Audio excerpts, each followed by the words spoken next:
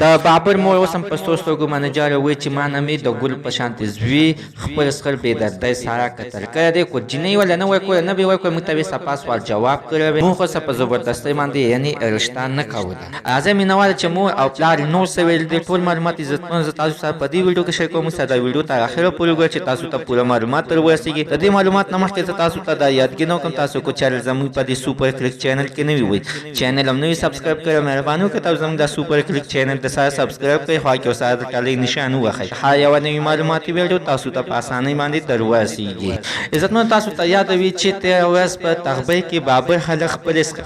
سخر بې درده سره دکې دپاره کتل کړی و چې دې بابر به د خپلې کېدل شوي جینۍ سره بار بار په موبایل باندې رابطه ساتله او بار بار به ورسره میلاوېدلو چې اخره کې دغه شانتې خپل سخر سی کولو او سخر د نظر ډېر سخت بد راغ دی خو عزتمن چې تاسو ته دا هم یادوي چې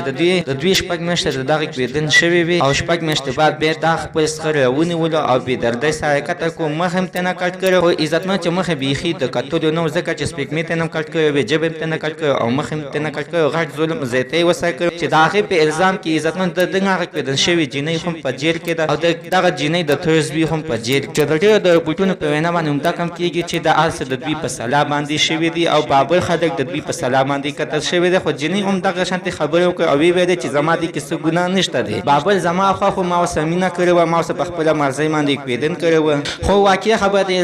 عزتمنو واقعي خبره ده چې په مور او پلار باندې ډېر سخت غټ غم تېر شو ځکه چې بچي ډېر سخت خوږ وي خو بچی څومره بد چې خوب د بل چا په مرګ باندې یې نه پیرزو نه شي مینهوالو دغه قاتل دې ونیولی شي او دته د ټولو نه غټه سزا ورکړل شي د ده مور او پلار ته دې الله تعالی د زړه صبر ورکړي مینهوال زموږ د سره تر ننه زه خبر د دې ځای پورې د نوي معلوماتو لپاره د سره زموږ د سوپر کلیک چینل د سره سبسکرایب کړئ خوا کې ورسره د ټلۍ نشان ووهئ چې هر یوه نوي معلوماتي ویډیو تاسو ته په اسانۍ باندې در ورسي